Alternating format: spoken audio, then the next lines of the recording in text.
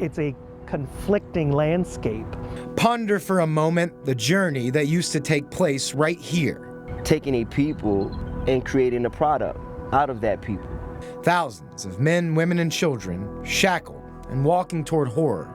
Slavery is a wound within America.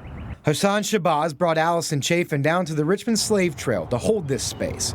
They both work with prisoners, and Shabazz says the connections between slavery and mass incarceration are clear. There are a lot of people who are being affected by it but don't really understand the connection to this and where we are today. It's critical for us to truly understand these parts of history to come and be here, so I just think it's very powerful. Richmond Slave Trail stretches 3 miles, starting at the former Manchester Docks, now Ancaro's Landing.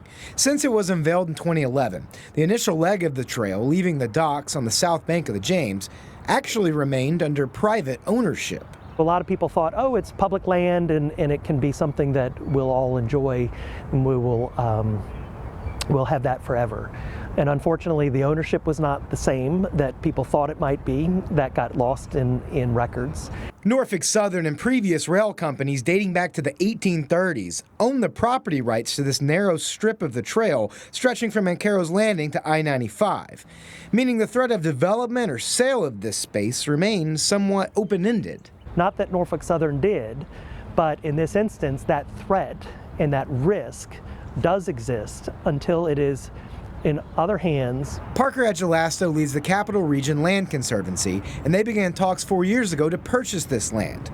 The property is now in a conservation easement, and later this year will be transferred to the city as a part of the James River Park system.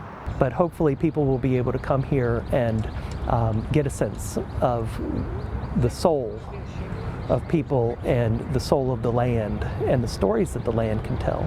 The protection will extend to the natural environment here too. I'd love to see it just completely turned into a very healthy riparian area, but then you know what the history has been of this site, the conflict, the threats. Consider that all of this area was completely cleared for port use generations ago.